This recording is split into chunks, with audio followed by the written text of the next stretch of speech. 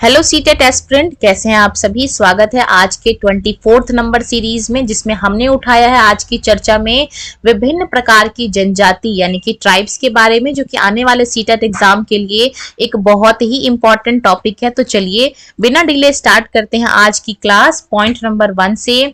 आज की क्लास में कंप्लीट हम जनजाति यानी कि ट्राइब्स को डिस्कस करेंगे, इनके कल्चर्स की बात करेंगे, कौन कौन से ट्राइब किस स्टेट में आते हैं, इन सभी पॉइंट्स पे रोशनी डालेंगे।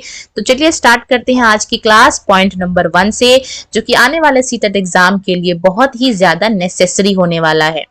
उत्तर पश्चिम में एक और विशाल एवं शक्तिशाली जनजाति थी जिसका नाम था बलोच। कल की क्लास में हमने पंजाब के जनजाति के बारे में बात किया था।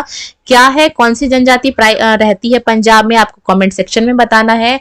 और किस जनजाति के मुखिया को अकबर ने मनसबदार अपॉइंट किया था, ये भी आपने बताना है। नेक्स्ट की बात करें तो पश्चिमी हिमालय में गर्री जनजातियों की जो जनजाति है वो रहती थी, यानी कि जो गरड़िया हैं वो पश्चिमी हिमालय में रहती थी, जबकि जो ये बलोच है ये उत्तर पश्चिम में रहती थी।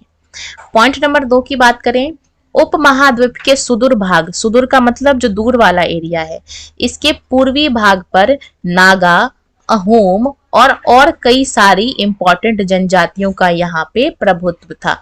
पॉइंट नंबर 3 देखेंगे अपने स्क्रीन पे। आज जहां बिहार और झारखंड है, इस इलाकों में 12वीं सदी तक चेर सरदार शाहियों का उदय हो चुका था। बादशाह अकबर के जो बहुत इंपॉर्टेंट सेनापति राजा मान सिंह हैं, उन्होंने क्या किया था, 1591 में चेर लोगों पर हमला किया था और उनको हरा दिया था। पॉइंट नंबर 4 देखेंगे, बात करेंगे बहुत इंपॉर्टेंट जनजाति जो कि मुंडा और संथाल है। अच्छा, एक और क्वेश्चन है आपके लिए। आप सभी ने बताना है कि जो हमारी प्रेसिडेंट है मुर्मू जी, वो कौन से ट्राइब से बिलोंग करती हैं। तो जो मुंडा और संथाल हैं ये झारखंड के अलावा और कहाँ कहाँ पाए जाते हैं, उड़ीसा और बंगाल में भी पाए जाते हैं। यानी कि ये जो मुंडा और संथाल है, ये दोनों जो प्रजाति है ये कहाँ देखने को मिलती है, आज के झारखंड के अलावा बिहार हो गया, बिहार के अलावा उड़ीसा हो गया और बंगाल में भी आपको देखने को मिलती है। कर्नाटक और महाराष्ट्र की पहाड़ियां, कोली बेराद और कई दूसरी जनजातियों के निवास स्थान भी हैं। पॉइंट नंबर 5 देखेंगे, ये जो कोल समुदाय है ये कहाँ रहते हैं, कहाँ आपको देखने को मिलेंगे, ये गुजरात के बहुत सारे इलाकों में रहते हैं। पॉइंट नंबर 6 देखेंगे, भीलों की बड़ी जनजाति आपको पश्चिमी और मध्य भारत में फैली हुई दिखाई देती है। पॉइंट नंबर 7 की बात करेंगे, आज का छत्तीसगढ़, मध्य प्रदेश और महाराष्ट्र के साथ साथ आंध्र प्रदेश में, यानी कि इन चारों स्टेट में आपको गोंड जनजाति दिखाई देती है। एक और आपके लिए क्वेश्चन बनता है यहाँ पे, आप सभी ने बताना है कि भारत में कौन सी ऐसी जनजाति है जो जनसंख्या में सबसे ज्यादा है। पॉइंट नंबर 8 देखेंगे, बंजारा लोग सबसे महत्वपूर्ण व्यापारी खानाबदोश थे और इनके कारवां को हम क्या कहते हैं, टांडा के नाम से जानते हैं। पॉइंट नंबर 9 देखेंगे, सुल्तान अलाउद्दीन खिलजी बंजारों का इस्तेमाल नगर के बाजारों तक अनाज की ढुलाई के लिए करते थे। तो अगर ये पूछा जाए कि कौन से ऐसे सुल्तान हैं जो कि बंजारों का यूज करते थे अनाज की ढुलाई के लिए, तो आंसर होगा अलाउद्दीन खिलजी, और ये खिलजी वंश से बिलोंग करते हैं। पॉइंट नंबर 10 देखेंगे, जहां बात करेंगे बादशाह जहांगीर की, तो इन्होंने अपने मेमोरियल यानी कि संस्मरण में लिखा है कि जो बंजारे हैं वो विभिन्न इलाकों से अपने बैलों पर अनाज ले जाकर शहरों में बेचते थे। इसके अलावा सैन्य अभियान के दौरान वो क्या करते थे, मुगल सेना के लिए भी खाद्यान्न यानी कि खाने को ढोने का काम करते थे, यानी कि जो खाना है वो यहाँ से उठा के सेना तक पहुंचाते थे, और किसी भी विशाल सेना के लिए 1 लाख बैल अनाज ढोते होंगे। पॉइंट नंबर 11 देखेंगे, एक टांडा में बहुत सारी फैमिलीज रहते थे और बंजारे लोग इसका प्रयोग करते थे। टांडा में 6 से 700 तक लोग रहते थे। पॉइंट नंबर 12 देखेंगे, एक दिन में ये मैक्सिमम 6 से 7 मील चलते थे और उसके बाद जो है वो वहीं पे रुक जाते थे। ठंडे मौसम में भी इससे ज्यादा ट्रेवल नहीं करते थे। अपने गाय बैलों पर वो क्या करते थे, उस पे से सामान उतार देते थे और उसके बाद उसको चरने के लिए खुला छोड़ देते थे। पॉइंट नंबर 13 देखेंगे अपने स्क्रीन पे, खाना बदोश और भ्रमणशील समूह के लोग क्या होते हैं, घुमंतु यानी कि घूमने वाले, एक जगह से दूसरे जगह ट्रेवल करने वाले। दोनों अक्सर उस जगह लौट कर आते हैं जहां उन्होंने पिछले साल का दौरा किया था। पॉइंट नंबर 14 देखेंगे, ये जो कांस्य है, कांस्य मगरमच्छ, कुटिया, कोंड जनजाति उड़ीसा की विशेष पहचान है। पॉइंट नंबर 15 देखेंगे, आज का जो तमिलनाडु है इसके तिरुचिरापल्ली तालुक में स्थित उडियाकोंडन उद्यान के 12वीं सेंचुरी के अभिलेख में ब्राह्मणों की एक सभा अध्याय के विचार विमर्श का हमें यहाँ पे वर्णन मिलता है। पॉइंट नंबर 16 देखेंगे अपने स्क्रीन पे, गोंड लोग गोंडवाना नामक बड़े से वन प्रदेश में रहते थे। वे स्थानांतरीय कृषि यानी कि बदल बदल कर खेती करते थे।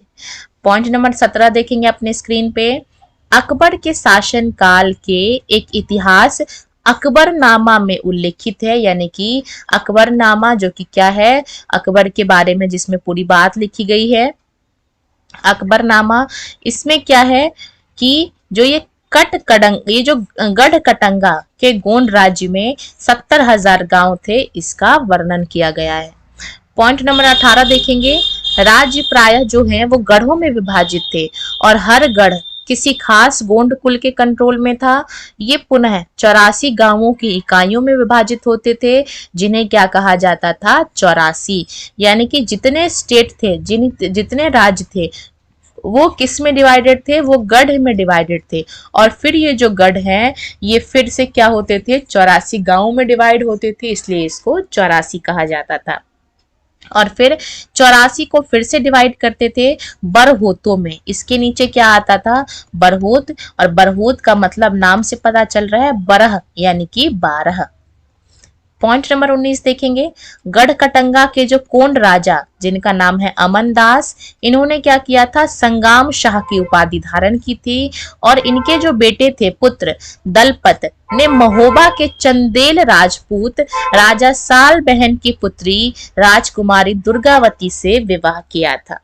पॉइंट नंबर 20 देखेंगे, 1565 में आसिफ खान के नेतृत्व में यानी कि आसिफ खान के लीडरशिप में मुगल सेनाओं ने क्या किया था, गढ़ कटंगा पर अटैक किया था। रानी दुर्गावती जो कि इन्होंने अभी शादी की थी, इन्होंने क्या किया था, इसका जमकर सामना किया था। उसकी हार हुई और उसने समर्पण की बजाय उसने मर जाना बेहतर समझा और उसका पुत्र भी बाद में लड़ता लड़ता मर गया। पॉइंट नंबर 21 देखेंगे, ये जो गढ़ कटंगा जिसको हम इतने देर से डिस्कस कर रहे हैं, ये एक बहुत ही प्रॉस्पेरियस यानी कि समृद्ध राज्य था। इसने क्या किया था, इसने हाथियों को पकड़ने और उसको दूसरे राज्य में निर्यात करके क्या करते थे, ये लोग पैसा कमाते थे। पॉइंट नंबर 22 देखेंगे, ये जो अहोम है, अहोम जनजाति जिसकी हमने बात की थी, ये म्यांमार से आकर 13वीं सेंचुरी में कहाँ बस गए थे, ब्रह्मपुत्र की घाटी में बस गए थे। और 660 आते आते ये उच्च स्तरीय बारूद और तोपों का निर्माण करने में भी सक्षम हो गए थे। ये कुछ इंपॉर्टेंट पॉइंट्स हैं अहोम जनजाति के बारे में। अहोम लोगों को दक्षिण पश्चिम से कई आक्रमणों का सामना करना पड़ता था और 1662 में मीर जुमला के नेतृत्व में मंगोल ने क्या किया था, अहोम राज्य पर अटैक किया था और बहादुर से सामना करने के बावजूद अहोम लोगों की हार हो गई थी, क्योंकि मुगल्स बहुत ज्यादा पावरफुल थे। लेकिन इस क्षेत्र पे मुगलों का डायरेक्ट कंट्रोल ज्यादा टाइम तक नहीं रह पाया। पॉइंट नंबर 24 देखेंगे, अहोम राज्य, ये जो अहोम राज्य था ये बेगार पे डिपेंडेंट था। बेगार का मतलब लोगों से जबरदस्ती काम कराते थे और कोई उसके बदले कोई सैलरी कोई वेतन नहीं देते थे। और जिन लोगों से जबरन काम कराया जाता था उसको पाइक के नाम से जानते हैं। ठीक है, अहोम राज्य में जनगणना भी की गई थी, यानी कि सेंसस भी कंडक्ट हुआ था और हर एक गांव को अपनी बारी आने पे एक फिक्स्ड संख्या में पाइक यानी कि काम करने वाले लोगों को भेजना होता था। अहोम के जो लोग हैं ये चावल की खेती के नए तरीके भी लाए थे। अहोम समाज किसमें डिवाइडेड था? कुलों में डिवाइड था, जिन्हें खेल कहा जाता है, यानी कि ये अहोम सोसाइटी है और इसको किसमें डिवाइड किया गया था? इसको अलग अलग खेल में डिवाइड किया जाता था और एक खेल के अंदर कई सारे विलेजेस यानी कि गांव होते थे, यानी कि ये अहोम समाज का विभाजन है। शिव सिंह जो कि 1714 से 44 तक के काल में थे, इन्होंने क्या किया था? हिंदू धर्म वहां का प्रधान धर्म बन गया, लेकिन अहोम राजाओं ने हिंदू धर्म को अपनाने के बाद अपनी जो पारंपरिक यानी कि इनका जो ओरिजिनल कल्चर है उसको पूरी तरीके से नहीं छोड़ा। पॉइंट नंबर 27 की देखेंगे, ये जो अहोम समाज था ये बहुत ही ज्यादा परिष्कृत समाज था और इन्होंने क्या किया था? कवि यानी कि जो पोएट्स होते थे, विद्वान होते थे, इनको भी ये लोग क्या करते थे? दान में जमीन देते थे। पॉइंट नंबर 29 देखेंगे अपने स्क्रीन पे, इतिहास में सबसे प्रसिद्ध और शिकारी संग्राहक जनजाति जो थी वो मंगोलों की थी, तो ये भी पॉइंट इंपॉर्टेंट है। और वे मध्य एशिया यानी कि मिड एशिया के घास के मैदान जिसका नाम है स्टेपी, तो यहाँ से एक और क्वेश्चन बन रहा है कि जो मिड एशिया है यहाँ पे जो घास का मैदान है इसको क्या कहा जाता है? तो इसको स्टेपी के नाम से जानते हैं। पॉइंट नंबर 30 देखेंगे, ये जो दुर्गावती है ये कहाँ की रानी थी? तो ये गढ़कटंगा की रानी थी। पॉइंट नंबर 31 देखेंगे अपने स्क्रीन पे, 1206 में जो चंगेज खान है उन्होंने क्या किया था? मंगोल और तुर्की जनजातियों में एकता पैदा करके उन्हें एक शक्तिशाली सैन्य बल में बदल दिया। तो अगर ये पूछा जाए कि कौन से ईयर में चंगेज खान ने मंगोल और तुर्की को मिलाया, तो 1206 का साल होगा और इनको फिर किस में कन्वर्ट कर दिया? आर्म्ड फोर्स में कन्वर्ट कर दिया। डायग्राम में देख सकते हैं आप, ये चंगेज खान आपको दिखते हैं। पॉइंट नंबर 32 की बात करेंगे, ये जो बुरांजी है ये क्या है? ये एक कृति है जो कि किसने लिखा था? अहोम लोगों ने लिखा था और ये बहुत ही फेमस कृति है अहोम लोगों की, अहोम समाज की। पॉइंट नंबर 33 देखेंगे, 84 ने इस बात का उल्लेख किया कि ये जो गढ़कटंगा है जहां की महारानी थी दुर्गावती, इसमें टोटल 70,000 गांव थे। डायग्राम में देख सकते हैं ये महारानी जो है ये दुर्गावती है जो कि गढ़कटंगा की रानी थी और यहाँ पे गढ़कटंगा के अंदर टोटल 70,000 विलेजेस आपको दिखाई देते हुए मिलेंगे। पॉइंट नंबर 34 देखेंगे अपने स्क्रीन पे, 14वीं शताब्दी की बात चल रही है यानी कि 14th सेंचुरी का एक ग्रंथ था जिसका नाम है लीला तिलकम। क्या नाम है? लीला तिलकम। डायग्राम में भी आप देख सकते हैं लीला तिलकम। ये क्या है? ये एक व्याकरण यानी कि ग्रामर और काव्य शास्त्र विषयक है और इसकी जो शैली है वो क्या है? इसकी शैली है मणि प्रवालम, यानी कि ये मणि प्रवालम शैली में इसको लिखा गया है लीला तिलकम को, जो कि 14वीं शताब्दी का एक ग्रंथ है। लीला तिलकम जो कि मणि प्रवालम शैली में लिखा गया है और ये 14th सेंचुरी का एक ग्रंथ है। पॉइंट नंबर 35 देखेंगे अपने स्क्रीन पे। पॉइंट नंबर 35 कहते हैं हमसे, ये जो जगन्नाथ है, बहुत सुना होगा आपने इनके बारे में, ये एक स्थानीय देवता है और इन्हीं को आगे चल के विष्णु का रूप, भगवान विष्णु का रूप मान लिया गया था। जगन्नाथ भगवान जो कि एक स्थानीय मतलब किसी एक पर्टिकुलर जगह के देवता, इसी को आगे चल के विष्णु का रूप मान लिया गया था। पॉइंट नंबर 36 देखेंगे, बात करेंगे 12th सेंचुरी की। तो 12वीं शताब्दी में गंग वंश, अब यहाँ पे गंगा डायनेस्टी की बात हो रही है। गंगा डायनेस्टी में कौन से राजा की बात करेंगे हम? एक बहुत ही फेमस प्रतापी राजा थे जिसका नाम है अनंत वर्मन। इन्होंने क्या किया था? पुरी कहाँ पे आपको देखने को मिलता है? आज के उड़ीसा में आपको पुरी देखने को मिलता है। यहीं पे पुरुषोत्तम जगन्नाथ के लिए मंदिर बनवाने का निश्चय किया। तो उड़ीसा का जो जगन्नाथ मंदिर है वो किसने बनाया था? गंगा डायनेस्टी के एक बहुत ही फेमस रूलर अनंत वर्मन ने बनाया था। और कब बनाया था? तो बता देना है 12th सेंचुरी में इसको बनाया गया था। पॉइंट नंबर 37 देखेंगे, बालभद्र, सुभद्रा और जगन्नाथ की जो छोटी यानी कि लघु मूर्तियां तालपत्र की पांडुलिपि उड़ीसा राज्य में स्थित है। और ये जो जगन्नाथ मंदिर है ये भी पुरी उड़ीसा के अंदर ही सिचुएटेड है। पॉइंट नंबर 38 देखेंगे अपने स्क्रीन पे, बात करेंगे कथक की। तो ये जो कथक है ये शब्द कथा से यानी कि स्टोरी से निकला है, जिसका यूज आजकल संस्कृत और अन्य भाषाओं में कहानी यानी कि स्टोरी के लिए किया जाता है। कथक का मतलब क्या है? कथा यानी कि स्टोरी, और आज इसके लिए हम किसका यूज करते हैं? कहानी का। ये जो कथक है ये कहाँ से निकला है? ये मेनली आपको नॉर्थ इंडिया यानी कि उत्तर भारत, और उत्तर भारत की बात करें दिल्ली, यूपी, पंजाब, ये क्या है? नॉर्दर्न इंडिया है। इसके मंदिरों में कथा यानी कि स्टोरी सुनाने वालों की एक जाति थी। तो ये क्या था कथक भाई? नॉर्थ इंडिया के मंदिर में ये जो कहानी सुनाने वाले जो लोग थे उसकी जाति को कथक कहते थे। पॉइंट नंबर 39 देखेंगे। स्वतंत्रता प्राप्ति के बाद यानी कि हम सभी जानते हैं 15 अगस्त 1947 को हमारा जो देश है वो इंडिपेंडेंट हुआ यानी कि आजाद हुआ, और उसके बाद देश में टोटल 6 क्लासिकल डांस यानी कि शास्त्रीय डांस को मान्यता, ये क्या है? 6 हमारे क्लासिकल डांस हैं जिनको मान्यता दी गई है। सबसे पहले बात करेंगे भरतनाट्यम की। ये जो भरतनाट्यम है ये पूछा जाता है, ये बहुत इंपॉर्टेंट पॉइंट है। ये जो भरतनाट्यम है ये तमिलनाडु का शास्त्रीय नृत्य है। तो पहले तो आपसे इस तरीके से पूछा जा सकता है कि कुल कितने जो है वो शास्त्रीय नृत्य हैं। इसके बाद ऐसे ऑप्शन दे देंगे कि इसमें से बताइए कौन कौन से शास्त्रीय नृत्य हैं यानी कि क्लासिकल डांस है।